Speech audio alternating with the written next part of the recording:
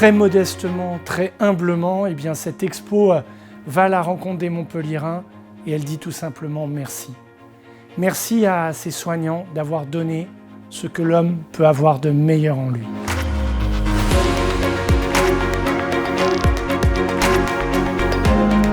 M'intéresse vraiment, c'est le portrait et c'est ce sur quoi j'ai travaillé avec une médecin pour une allégorie de la médecine précisément. Pendant le premier confinement, j'ai appelé des professeurs avec qui j'avais déjà commencé à travailler sur la photographie, le témoignage, le portrait.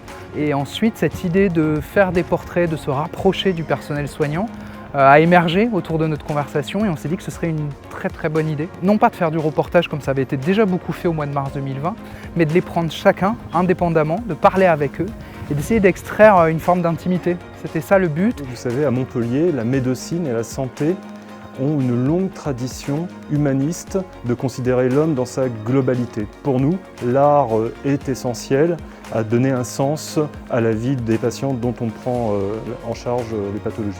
Tout ne s'est pas passé de façon fluide, mais de toute façon la période n'était pas fluide, ils avaient peur, ce qui est rare pour eux je pense. Il y avait une atmosphère assez étrange, il faut se remettre en mars, avril, autour de nous tout était complètement silencieux et à l'intérieur de l'hôpital, des CHU, il y avait une espèce de grondement, il y avait une rumeur énorme, c'est-à-dire que les gens avaient peur, ça pleurait. Et on souhaitait, avec le directeur du CHU, eh bien, leur rendre hommage dans les rues de Montpellier. L'hôpital est inscrit dans la cité.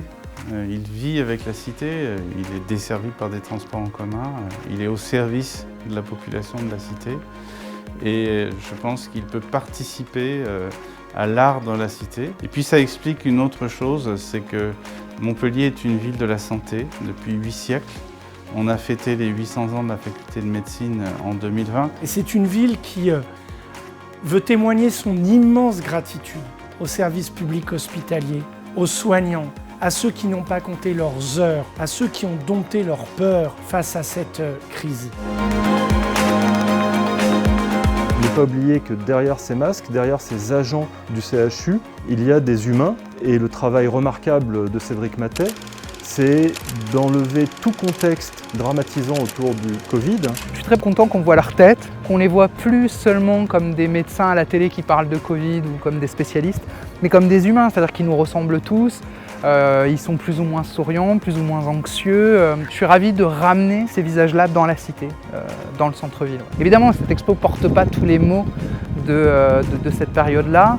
Ce que je trouve important, moi, c'est que c'est pas fini. C'est que c'est 1 an après et qu'on est toujours dans cette épidémie. Donc c'est bien de se rappeler qu'ils sont là, c'est bien de continuer à leur rendre hommage, de se rendre compte qu'ils continuent à travailler, quoi. Et je trouve ça admirable de la part de la ville de Montpellier de les mettre sur le devant de la scène. Ouais. Montpellier est très fier d'eux et à travers cette expo, très humblement, nous voulons leur rendre hommage.